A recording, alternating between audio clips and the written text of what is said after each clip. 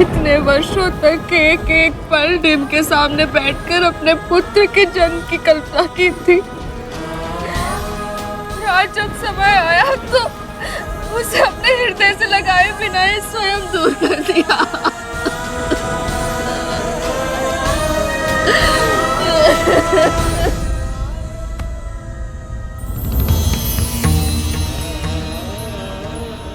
माँ ने अरुण भैया के स्थान पर मेरा डिम क्यों नहीं फोड़ा? यदि ऐसा होता तो कम से कम अरुण भैया स्वस्थ रहते। भले मैं अपंग क्यों ना रह जाता। ये विचार उचित नहीं है गरुड़। जो होता है किसी न किसी कारण से ही होता है। नियति के गर्भ में अरुण के लिए कुछ और ही था, जिसे पाने के लिए उसने सूर्य देव की आराधना की। ओम सूर्य देवाय नमः। ओम सूर्य देवाय नमः। ओम सूर्य देवाय नमः।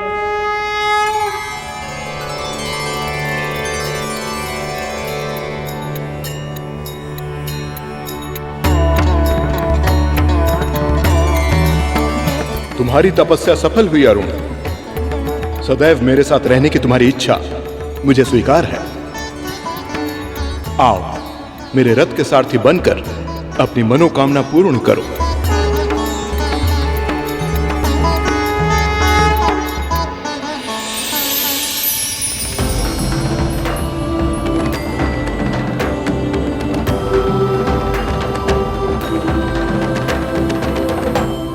सूर्य देव का सारथी बनकर पूरे जगत में प्रकाश फैलाना ही अरुण का भाग्य था, जैसे तुम्हारा भाग्य अपनी मां को दासत्व के अंधकार से मुक्त कराना है।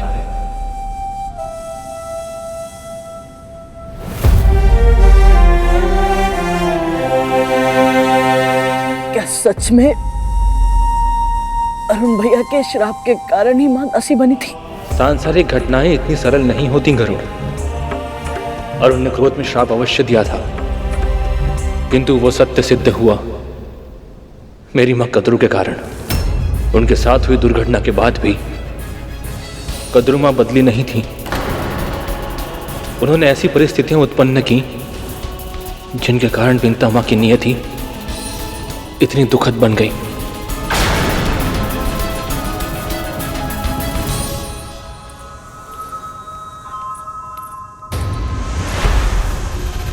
तुम जीत गई कद्रू। विजय का नाथ कैसा लग रहा है तुम्हें? यही तो चाहती थी तुम। सत्य कहो, तुम प्रसन्न हो ना? कुछ नहीं किया मैंने, कुछ नहीं किया मैंने।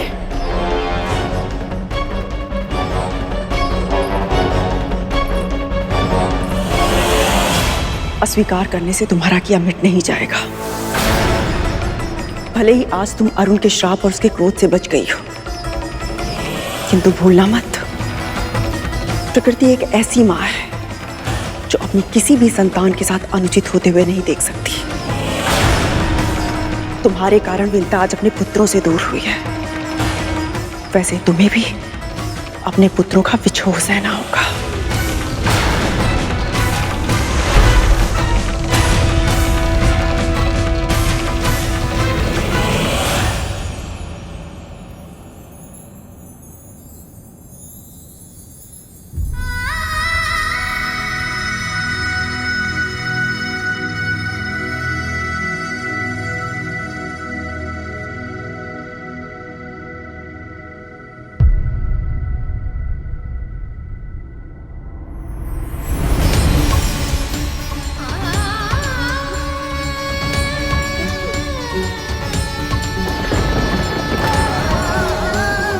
मुझे क्षमा कर दीजिए स्वामी। हमारा पुत्र मेरे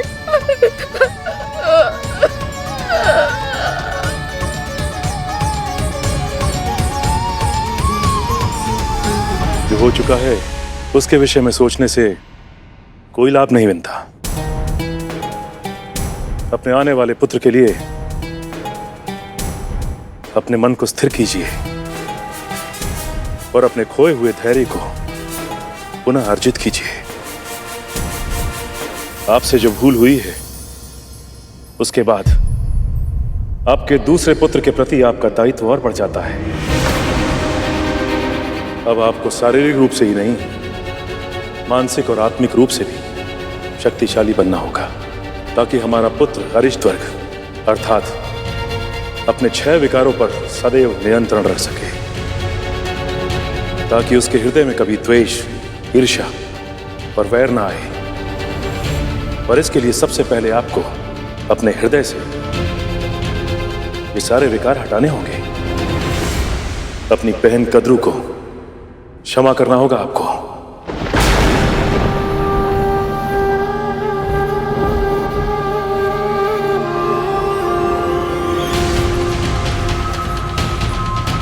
जब विनीता मेरी आंखों में झांकेगी तो उसकी दृष्टि में छुपे प्रश्न का सामना कैसे करूंगी मैं?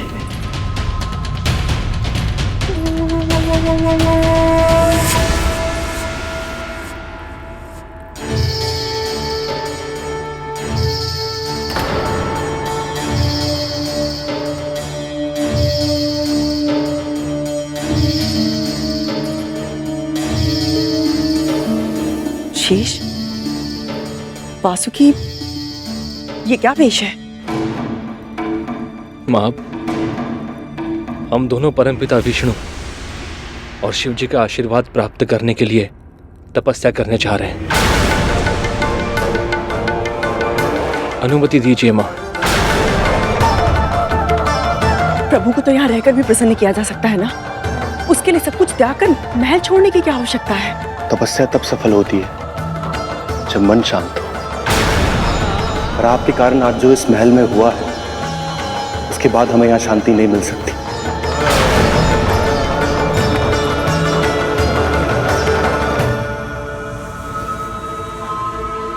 तो तुम दोनों अपनी मां को और अपने सगे भाइयों को इस संकट के समय में छोड़कर जाना चाहते हो और बहाना कर रहे हो तपस्या का। ऐसी बात नहीं है माँ। हमारी प्रवृत्ति आप सभी से विपरीत है और यहाँ रहकर आपकी आज्ञा का उल्लंघन करना हमारे लिए संभव नहीं होगा माँ। आपके अनुचित आदेश को मानकर अपने अंतर्मन के स्वर को अनसुना करना भी अब हमारे लिए संभव नहीं होगा माँ। माँ, हम भक्ति की शक्ति प्राप्त करना चाहते हैं। आप भी यही चाहती थी ना कि हम शक्तिशाली बने। हमें आज्ञा दीजिए माँ। अनंत, तुम्हें अनंत काल तक प्रभु श्री नारायण की भक्ति और सेवा का अवसर मिले। जैसे अनंत को नारायण की सेवा का सौभाग्य मिलेगा, वैसे ही तुम्हें मिलेगी महाकाल शिव की भक्ति। एक बार फिर हार गई मैं और वो जीत गई मुझसे। अपने पुत्र को खोकर भी वो मुझसे जीत गई। मुझे तो लगा था कि वो मेरे पुत्र को आशीर्वाद दे रही है, जबकि वो मुझसे मेरे सबसे बड़े और सबसे शक्तिशाली पुत्र को छीनने का षड्यंत्र रच रही थी। ये आप क्या कह रही हैं माँ? विनीता माँ का हमारे इस निर्णय से कोई संबंध नहीं है। यह निश्चय हमारा है।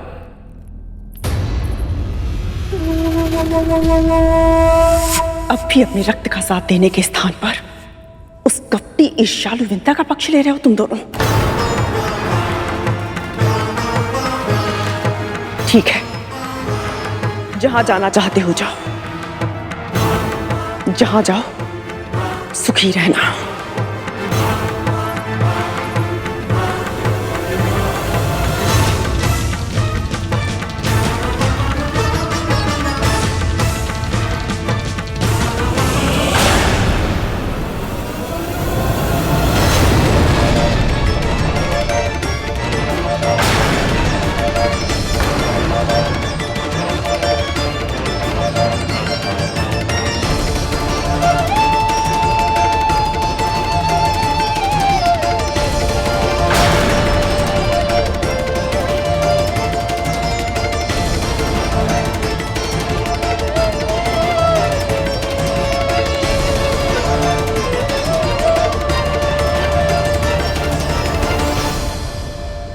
जो हुआ उसके लिए मैं कद्रू दीदी को दोष नहीं देती। त्रुटि तो मेरी है ना, अपराध तो मुझसे हुआ है। अपने कर्मों के लिए कोई और नहीं, केवल मैं ही उत्तरदायी हूँ स्वामी। मेरी भक्ति में कोई कमी रह गई होगी ना, तभी तो ऐसे संकट के समय में अपने प्रभु की कृपा पर विश्वास नहीं रख पाई मैं। आपसे यही आशा थी विंता। अब आप अपने मन, वचन और कर्म से भगवान विष्णु के भक्ति मार्ग का अनुसरण करें। अरुण के श्राप जितना निष्ठुर है उतना ही परोपकारी भी, और उसके श्राप के कारण आपकी भक्ति और प्रभावी बनेगी। और जब हमारा दूसरा पुत्र जन्म लेगा तो आपके भक्ति के संस्कारों में तप कर कुंदन बनेगा,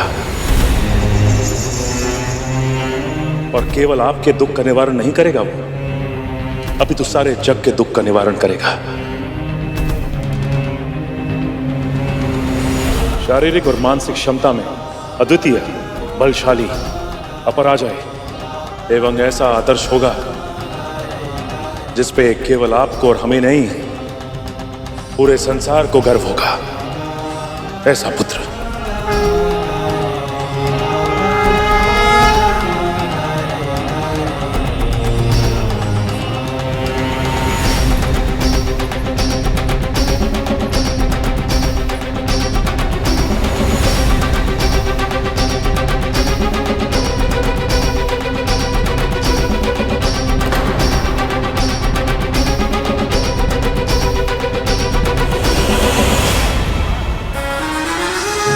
प्रथम पुत्र के विकलांग होने के बाद भी विंता इतनी शांत कैसे है?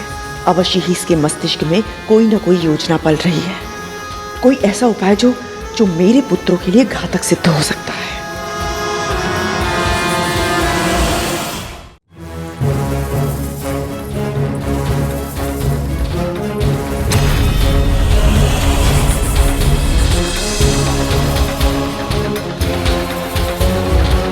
भगवान विष्णु के प्रताप से होने वाली आपकी संतान का वर्चस्व संपूर्ण आकाश में स्थापित होगा। महाबुद्धिमान, महाबलवान, आकाश का इंद्र कहलाएगा वो, आकाश का इंद्र कहलाएगा वो। मां, हम दोनों परमपिता विष्णु और शिव जी का आशीर्वाद प्राप्त करने के लिए तपस्या करने जा रहे हैं।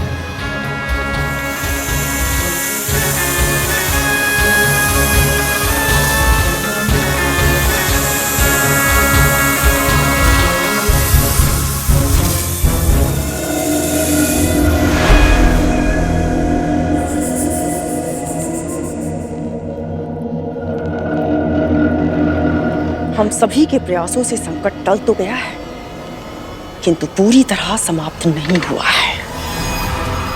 आज विंता ने पहला डिंब फोड़कर अपने पुत्र को अर्ध विकसित स्वरूप में जन्म देने के लिए विवश कर दिया, और उसी क्रोध में उसका पुत्र उसे छोड़कर चला गया। ये हमारी विजय है, किंतु उस विजय का बहुत भारी मूल्य चुकाना पड़ा है मुझे। मेरे दो पुत्र शेषनाग और वासुकी हम सबको छोड़कर चले गए। पर वो कहां गए हैं मां, और क्यों? परिवार द्रोही है वो, अपने रक्त को छोड़कर चले गए, क्योंकि उनके मन में हमारे विरोधी के लिए सहानुभूति उपजती है। न कोई प्रश्न होगा, न कोई चर्चा होगी। आज के बाद मैं इस महल में उन दोनों का नाम भी सुनना नहीं चाहती। विंता का एक पुत्र तन से दुर्बल है, अब हमें सुनिश्चित करना होगा कि उसका दूसरा पुत्र मानसिक रूप से भी दुर्बल हो और आत्मिक रूप से भी, ताकि जो विजय हमें मिली है वो कल हमसे छिन ना जाए। स्मरण रखना, खड्गेन आक्रम्य भुंजीता, खड्गेन आक्रम्य भुंजीता, खड्गेन आक्रम्य भुंजीता। इतना सब कुछ हो गया, आप दोनों ने महल छोड़ दिया,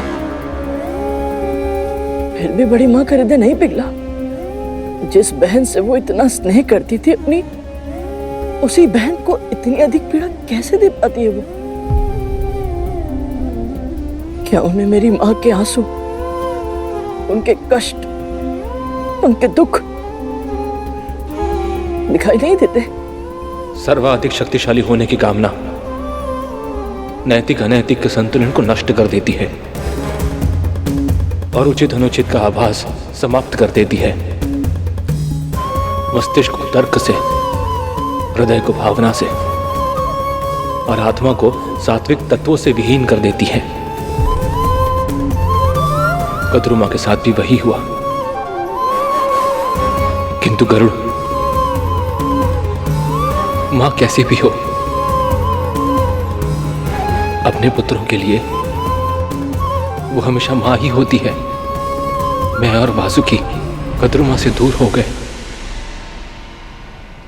किंतु आज भी वो हमारी स्मृति में है। आज भी अपने प्रभु की पूजा करने से पहले मैं अपने माता पिता का नाम लेता हूं, आंखें बंद करके उनकी उस छवि का स्मरण करता हूं जब मैंने उन्हें पहली बार देखा था। बड़ी माँ की पहली छवि आपके लिए सुखदायक है, किंतु अरुण भैया,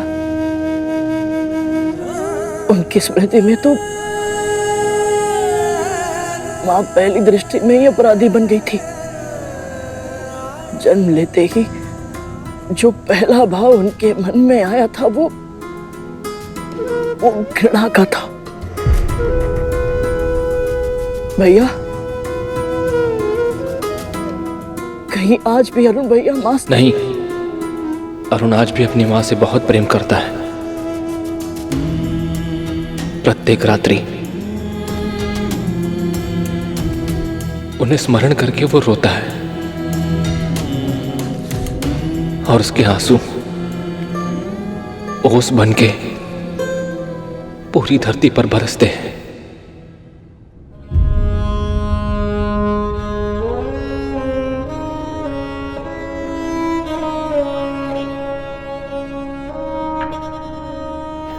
प्रत्येक सुबह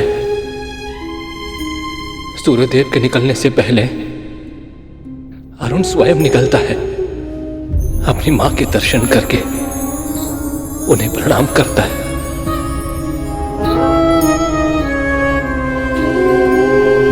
और तुम्हारी मां भी अपने चेहरे पर अपने पुत्र की लालिमा का अनुभव करके मुस्कुराती है, प्रसन्न होती है।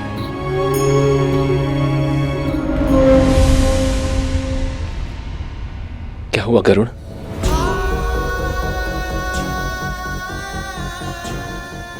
कुछ नहीं भैया, बस मां की स्मृति हो आई तो आंसू भी अपने आप ही आ गए।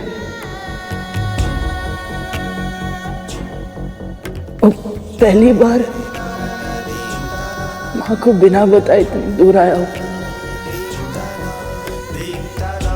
पहली बार मां की पुकार को अनसुना किया है मैंने।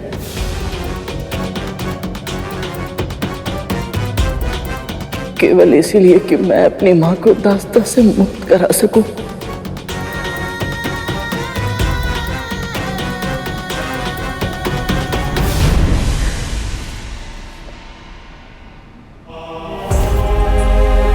किंतु भैया, इतना सब कुछ जानने के बाद भी मुझे इस बात का पता नहीं चल पाया कि मां बड़ी मां की दासी कैसे बनी। इसके पीछे अवश्य कद्रुमा की कोई चाल थी, परंतु क्या हुआ था, कैसे हुआ था, ये विस्तार से मुझे भी ज्ञात नहीं करो।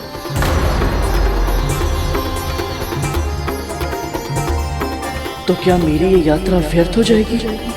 यदि शेष भैया भी नहीं जानते तो फिर मुझे कैसे पता चलेगा इसके आगे का सत्य? कैसे पूरा होगा मेरा संकल्प? कैसे मुक्त कराऊंगा मैं अपनी मां को दास्ता के जीवन से?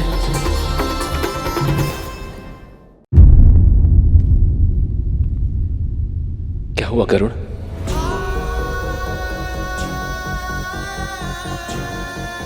कुछ नहीं भैया, बस मां की स्मृति हो आई तो आंसू भी अपने आप ही आ गए। किंतु भैया, इतना सब कुछ जानने के बाद भी मुझे इस बात का पता नहीं चल पाया कि माँ, बड़ी माँ की दासी कैसे बनी। इसके पीछे अवश्य कद्रू माँ की कोई चाल थी, परंतु क्या हुआ था, कैसे हुआ था, यह विस्तार से मुझे भी ज्ञात नहीं करो, क्योंकि तब तक मैं और वासुकी हम दोनों ही तपस्या में लीन हो चुके थे। प्रभु की आज्ञा मिलते ही मैं यहां आ गया और तब से मैं यही हूं, प्रभु की साधना से जागने की प्रतीक्षा में व्याकुल, एक सतर्क सेवक की भूमिका निभा रहा। इस बीच कद्रू मां और विंता मां के मध्य क्या हुआ, इसका मुझे ज्ञान नहीं है गरुड़। शेष भैया, मैं बहुत आशा लेके यहाँ आया था। जब तक मुझे माँ की दास्ता का इतिहास नहीं पता चलेगा, मैं उनका भविष्य कैसे बदल पाऊंगा, कैसे ढूंढ पाऊंगा माँ को मुक्त कराने का कोई उपाय। माँ कहती है वैकुंठ से कोई भी रीते हाथ लौटकर नहीं आता, फिर मैं सत्य जाने बिना कैसे चला जाऊं। भैया, कोई तो उपाय होगा, कोई मार्ग, कोई साधन, या फिर वैकुंठ आकर भी मेरी मनोकामना पूर्ण नहीं होगी।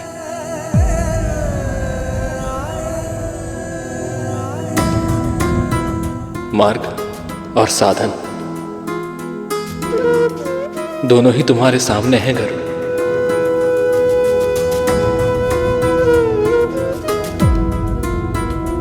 पर प्रभु तो समाधि में है, ये मेरे प्रश्नों के उत्तर कैसे देंगे? प्रभु की कृपा पर विश्वास रखो, सच्चे हृदय से भक्ति की शक्ति का आवाहन करो गरुड़, और अपने प्रश्न पूछो, फिर देखना तुम्हें तुम्हारे उत्तर अवश्य मिलेंगे गरुड़।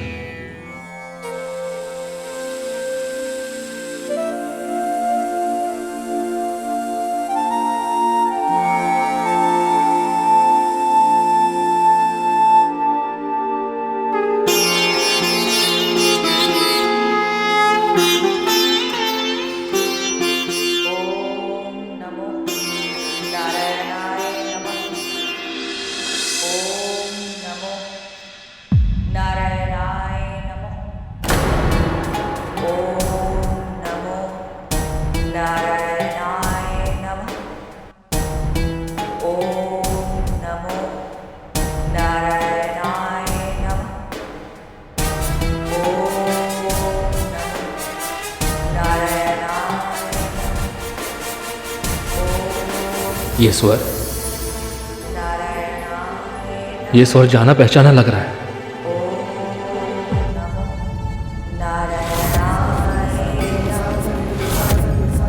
ओम नमो नारायणाय नमः। एक देवी ऊंचे पहाड़ की चोटी पर विराज कर प्रभु की गहन तपस्या कर रही है भैया।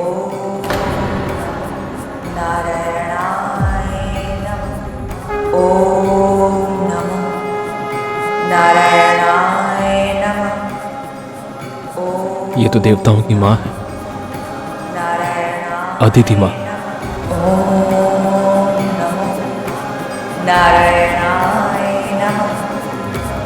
ओम नमो नारायणाय नमः।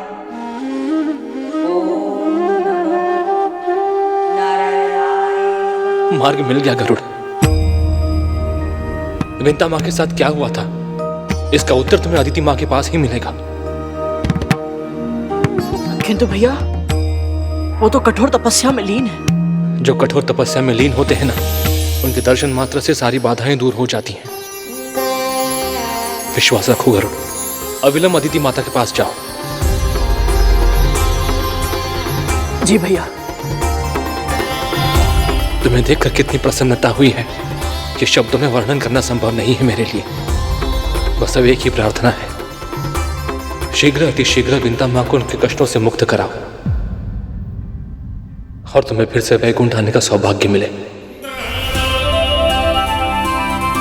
मेरी भी यही इच्छा है भैया कि भगवान श्री विष्णु के आशीर्वाद से मुझे वैकुंठ आने का सौभाग्य प्राप्त हुआ तो हम दोनों भगवान श्री विष्णु और मां लक्ष्मी के दर्शन एक साथ कर पाए।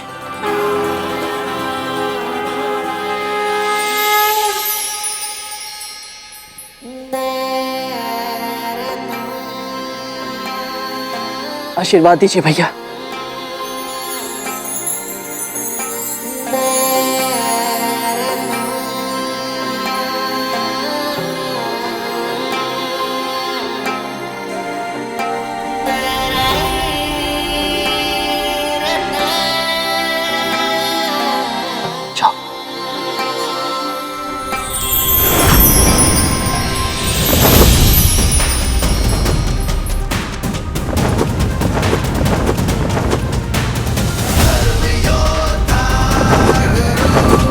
ओम विष्णवे नमः।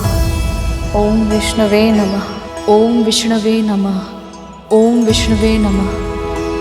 ओम विष्णवे नमः। ओम विष्णवे नमः। घी समाप्त हो रहा है।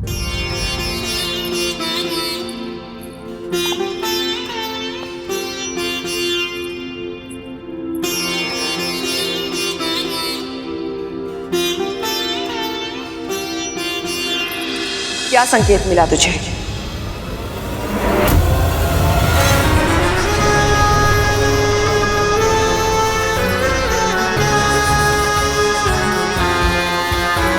मैं जानती हूं गरुड़ के साथ तेरा आत्मिक संबंध है। उसका हृदय पुकारता है और तेरा हृदय सुनता है। जन्म से पहले ही तू उसकी पुकार सुन लेती थी। अब बता कहां है वो? इस माँ का हृदय केवल इतना जानता है कि उसका पुत्र जीवित है। वो कहाँ है ये नहीं जानता, पर मैं पता लगा सकती हूँ महारानी। यदि आप मुझे अपने पुत्र को ढूंढने जाने दें तो मैं अवश्य ही उसे लेकर आपके पास लौट आऊंगी। ये एक माँ का वचन है।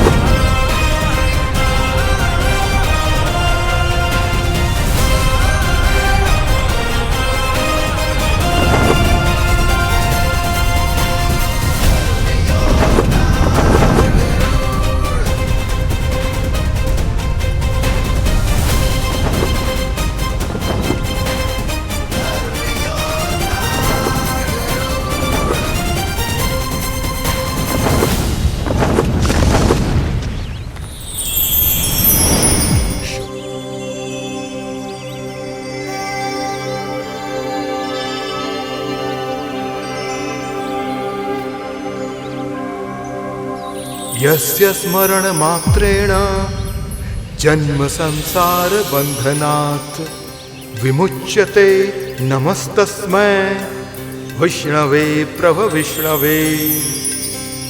ओम नमो नारायणाय नमः। ओम नमो नारायणाय नमः। मुझे जाने दीजिए महारानी, वो अभी छोटा है, मुझे उसकी चिंता। मुझे तनिक भी नहीं हो रही है चिंता। मुझे पता है तेरे पुत्र के प्राण तुझ में बसते हैं। वो कहीं भी क्यों ना चला गया हो, वो वापस तेरे पास अवश्य आएगा। तब मैं और मेरे पुत्र मिलकर अनुशासन का ऐसा पाठ पढ़ाएंगे उसे कि वो समस्त संसार के लिए उदाहरण बन जाएगा। यदि तू उसे ढूंढने चली गई तो चिंता मेरा भाग्य बन जाएगी। क्या सोचा था तुमने? ऐसा होने दूंगी मैं?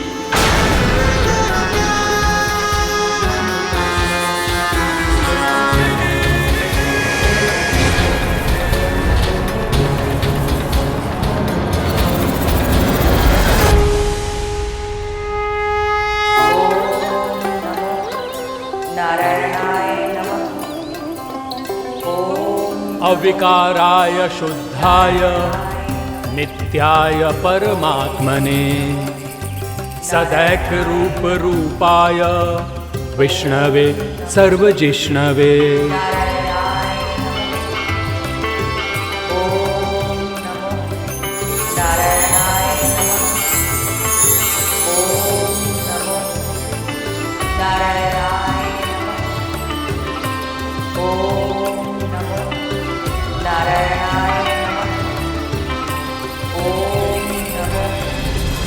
नारायणाय नमः। ओम नमो नारायणाय नमः। परम पिता विष्णु की भक्ति का प्रभाव चेतन प्राणियों में ही नहीं, जड़ वस्तुओं तक में समा गया है। अद्भुत है अदिति माँ की भक्ति।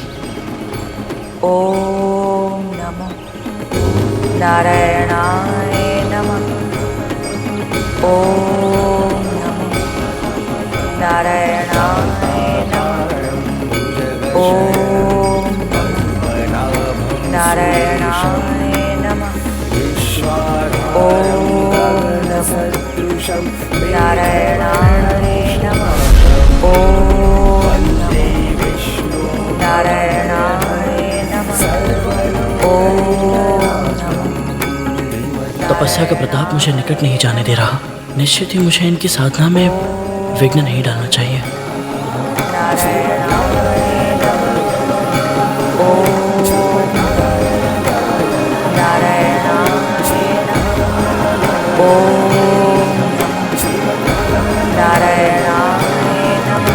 ओम नमो नारायणाय नमः। अदिति माँ, आपकी इस परम भक्ति का साक्षी बनना मेरा सौभाग्य है। प्रभु का नाम केवल आपके मुख से ही नहीं, सीधे आत्मा से निकलते प्रतीत हो रहे हैं। ओम नमो। माँ कहती है कि आत्मा से की हुई पूजा ही महान होती है। अदिति माँ, आज आपको ऐसे तप करते देख मुझे माँ का स्मरण हो आया।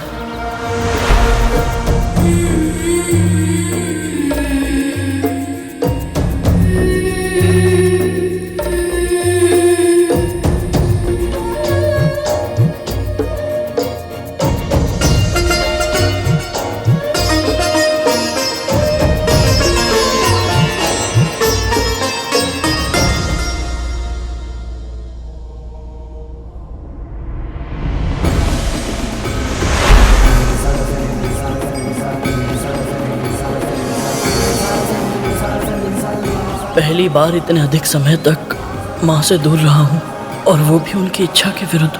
कितनी क्रोधित होंगी वो, और चिंतित भी। आपकी इच्छा के बिना एक पत्ता भी नहीं हिलता, पर सारे तर्क वितर्क से परे इस माँ का हृदय अपने पुत्र के लिए आशंकित है। उसकी रक्षा कीजिएगा प्रभु, उसकी रक्षा कीजिएगा। ओम नमो नारायणाय नमः। मैं अपनी माँ को एक पल के लिए भी विचलित नहीं देखना चाहता था, और अब स्वयं ही उनकी चिंता का कारण बन गया हूँ। पर अदिति माँ, आपके दर्शन पाकर न जाने क्यों मेरा यह विश्वास और बढ़ गया है कि अब मैं अपनी माँ के दासत्व और अपने जन्म की पूरी कथा अवश्य ही जान पाऊंगा। मेरा मार्गदर्शन कीजिए अदिति माँ। ओम नमो नारायणाय नमः। ओम नमो नारायणाय।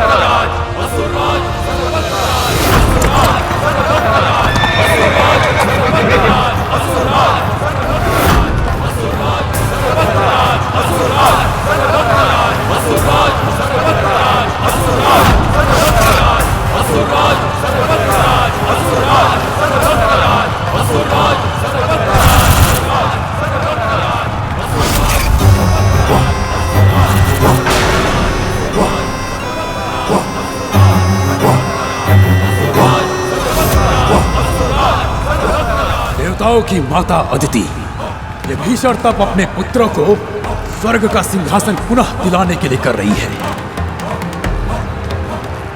परंतु उन्हें यह स्मरण नहीं है कि हम उनका ये उद्देश्य कभी पूर्ण नहीं होने देंगे।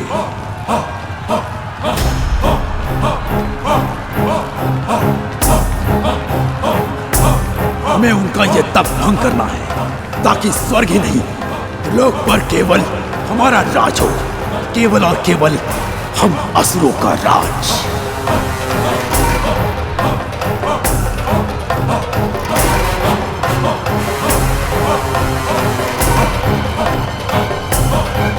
ये सब तो महाअतिथि की तपस्या भंग करने के लिए आ रहे हैं, और यदि ऐसा हुआ तो भगवान श्री विष्णु का, उनके भक्तों का और स्वयं भक्ति का अपमान होगा। मैं क्या करूं?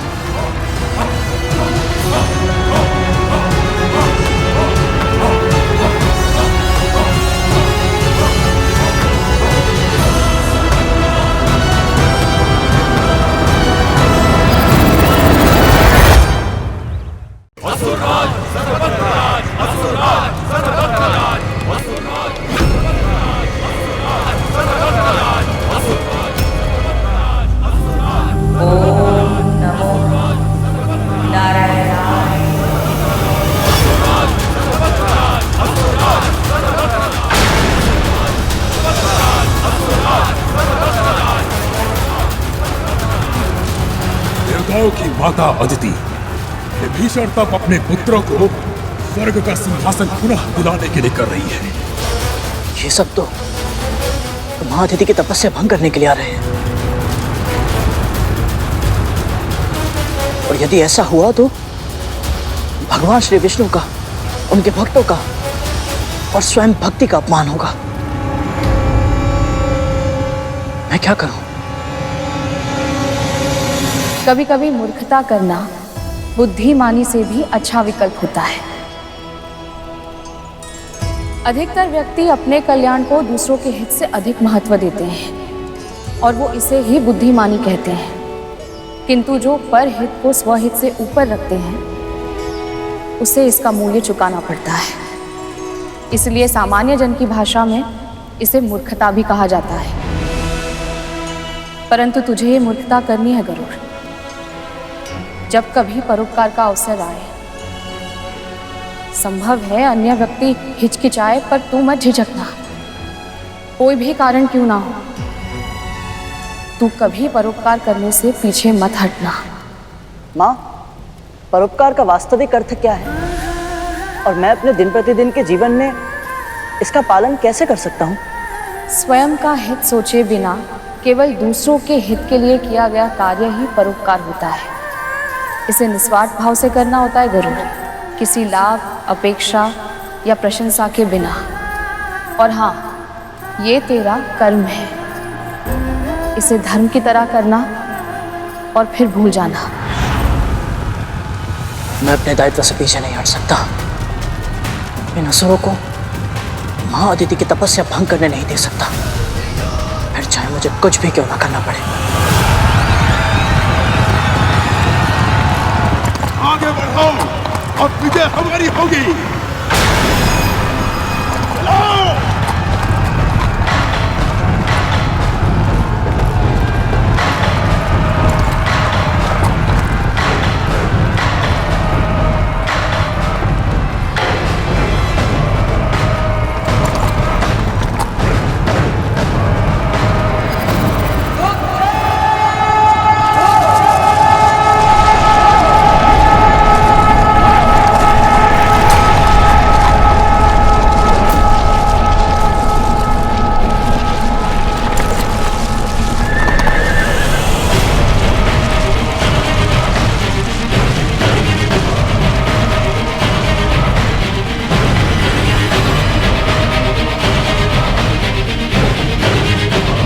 यहाँ तो कोई देवता भी नहीं है।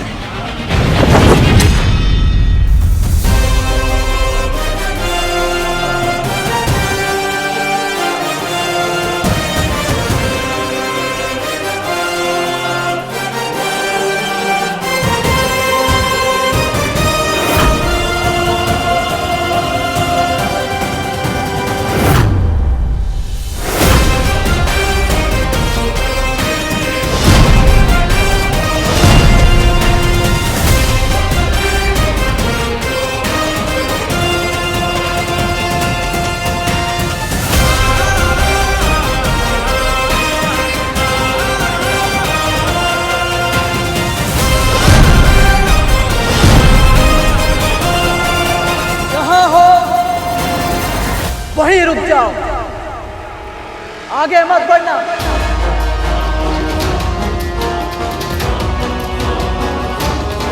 नहीं तो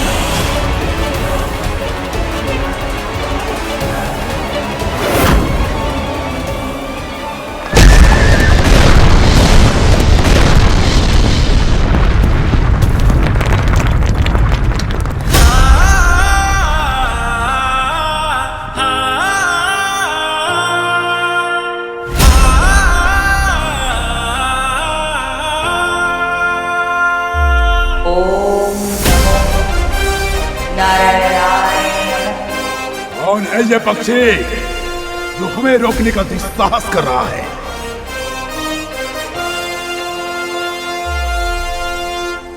आप सभी के चरणों में ये भाला आपके प्रति मेरे सम्मान का प्रतीक है। मैं युद्ध नहीं करना चाहता, इसीलिए विनम्र अनुरोध कर रहा हूं, कृपा आगे ना बढ़े।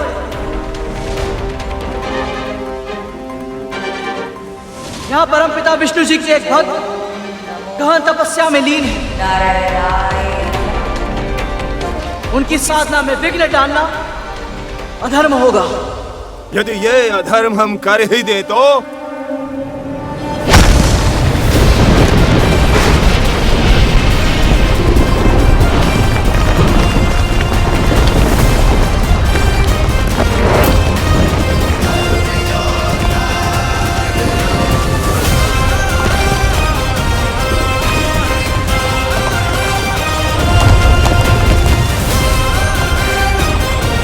यह मेरी तीसरी और अंतिम चेतावनी है। इसके बाद भी किसी ने आगे बढ़ने का निर्णय किया तो परिणाम अच्छा नहीं होगा। अब इस दुस्साहसी को दंड देना ही होगा। अब इस दुस्साहसी को दंड देना ही होगा।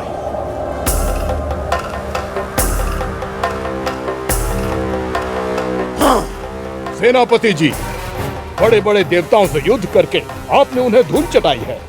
एक पक्षी को पराजित करने के लिए स्वयं मोर्चा लेना आपको शोभा नहीं देगा।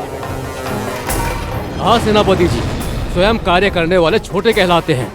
बड़ा बनना है तो शत्रु तक अपना दूत भेजना होगा। वाह, क्या सुझाव है। उत्तम विचार है सेनापति जी।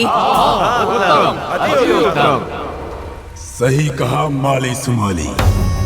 अब समय आ गया है कि हम अपने शक्ति का प्रदर्शन करें।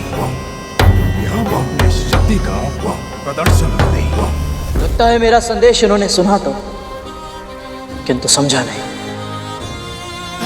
अब दूत को अच्छे से समझाना होगा।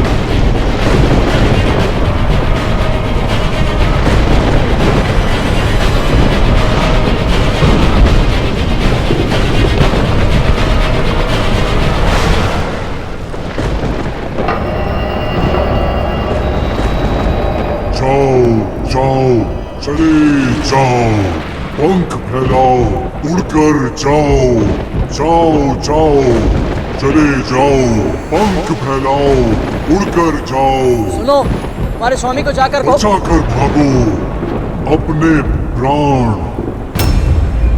सेनापति कर रहे हैं सावधान, सुनो ध्यान से, झटपट जाओ, फिर ना मिलेगा रक्षादान।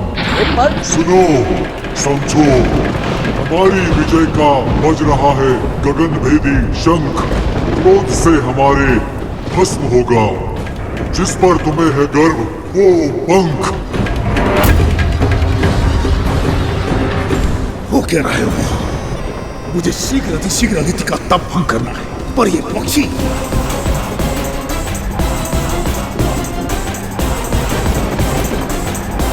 जाओ जाओ चले जाओ, पंख फैलाओ उड़कर जाओ,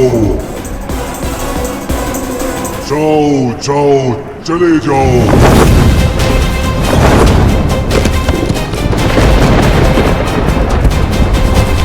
जाओ जाओ चले जाओ, पंख फैलाओ उड़कर जाओ, जाओ जाओ चले जाओ। बड़े विचित्र प्राणी हो तुम। यदि ईश्वर ने बोलने के लिए एक मुख दिया है तो सुनने के लिए दो कान भी तो दिए हैं, उनका भी प्रयोग किया करो। और दूत का कार्य केवल संदेश देना नहीं होता, उत्तर पहुंचाना भी होता है। अब तुम मेरा संदेश अपने दोनों कान से और पूरे ध्यान से सुनो। हो सके तो अपने सेनापति को भी जाके समझा देना।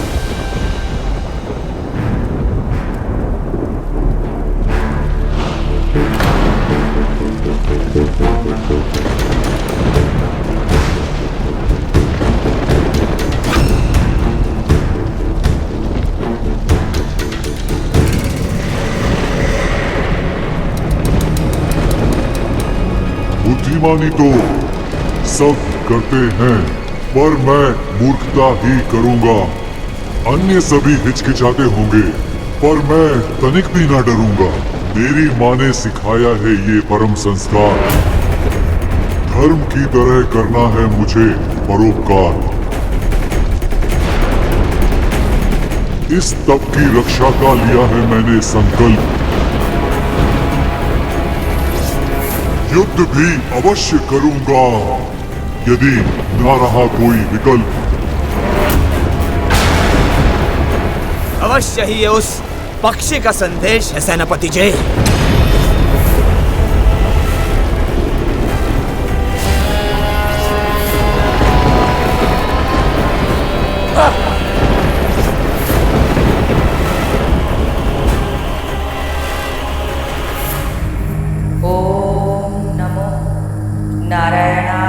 कौन है ये पक्षी?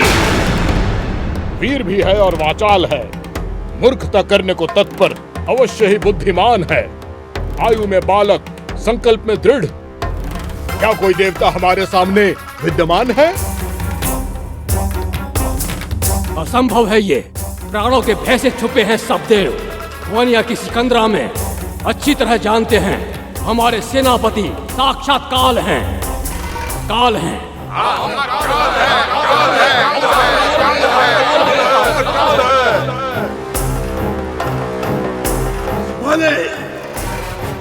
अर्जित समय में की गई कर्णप्रिय बातें अच्छी नहीं होती।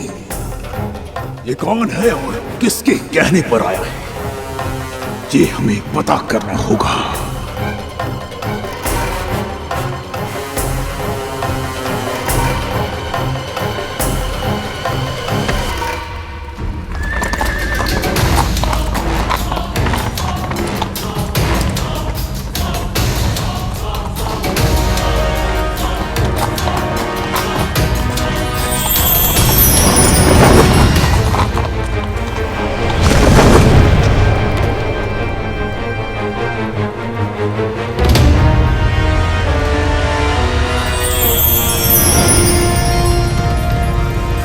कौन हो तुम? मेरा नाम या मेरा कुल जानने से कोई अंतर नहीं पड़ेगा। माँ कहती है व्यक्ति की वास्तविक पहचान उसके कर्म से होती है और मेरा कर्म इस तपोभूमि की रक्षा करना है। तपोभूमि की या तप करने वाली की? उसके पुत्र पहले ही कायरों के भांति अपने प्राणों को बचाकर कहीं छिपे हुए हैं, तो तुम अपने प्राणों की आहुति क्यों देना चाहते हो? संबंध ही क्या है तुम्हारा उसके साथ? धर्म का संबंध है मेरा।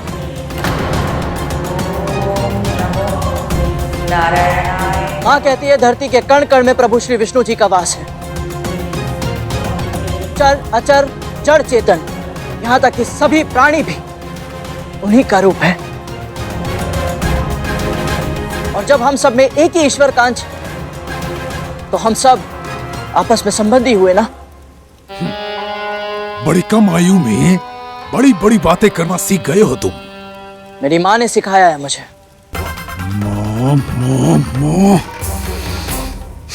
अद्भुत अद्भुत, इतनी अच्छी और सुंदर बातें सिखाने वाली कौन है तुम्हारी माँ?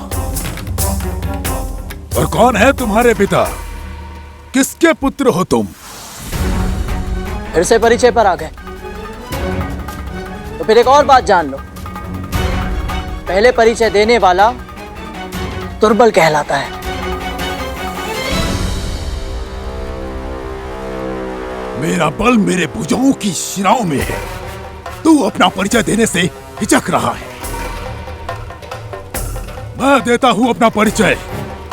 असुर सेनापति हूं मैं, महान ऋषि कश्यप और माता दीदी का पुत्र बजरंग।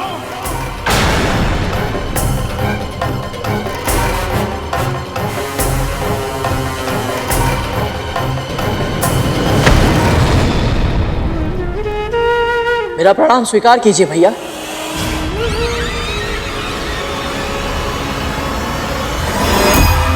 भैया?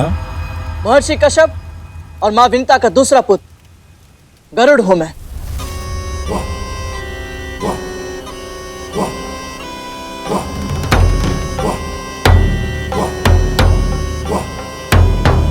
हाँ, तो हम सचमुच भाई हैं। तब तो हमें युद्ध करने की आवश्यकता ही नहीं है। भाई तो देवता भी है, फिर उनसे युद्ध क्यों? वर्षों का पैर है हमारा, जो उनके अंत के साथ ही समाप्त होगा।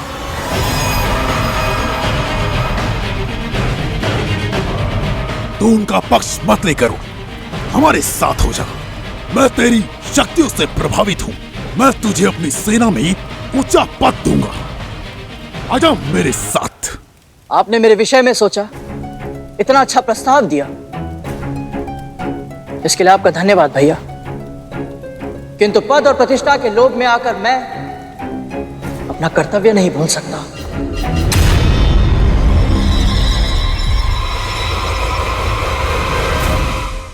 मूर्ख मत बन गरुड़। मां ने सिखाया है, कभी कभी मूर्खता करना बुद्धिमानी से भी अच्छा विकल्प होता है। और क्या लाभ होगा मूर्खता से? अपना भला सोच गरुड़। हम असुर तुझे स्वर्ग का सुख प्रदान करेंगे। स्वर्ग का। मेरा स्वर्ग, मेरा सुख मेरी मां के चरणों में ही है। यदि आपको कुछ देना ही है तो देवताओं को दे दीजिए। कभी नहीं, कभी नहीं। देवता हमारे परम शत्रु हैं, इसलिए आज हम देव माता के तप को भंग करेंगे। नारायणाय नमः। ताकि देवता कभी हम पर विजय प्राप्त न कर सके। भैया, अदिति माँ आपकी भी माँ समान है। आपकी माता की बहन है वो, और उनकी इतने वर्षों की तपस्या भंग करके आप उन्हें कष्ट तो देंगे, तो स्वयं भी सुखी नहीं रह पाएंगे।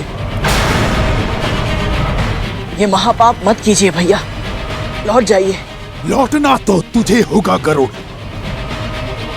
बालक समझकर मैं तुझे समझा रहा था, पर यदि तूने हट नहीं छोड़ा तो अब मुझे बल का प्रयोग करना पड़ेगा। किंतु मैं बल का प्रयोग नहीं करना चाहता, और अपने भाइयों के साथ तो बिल्कुल भी नहीं। इसका अर्थ ये नहीं है कि मैं भयभीत हूं। आपके पास विकट दैत्य और असुर है, इतनी बड़ी सेना है, किंतु मैं भी दुर्बल नहीं। भक्ति का बल, धर्म की तलवार, सत्य की ढाल और मां के आशीर्वाद का मंगल कवच है मेरे पास। और जिसके पास इन चारों की शक्ति हो, वो कभी नहीं हार सकता।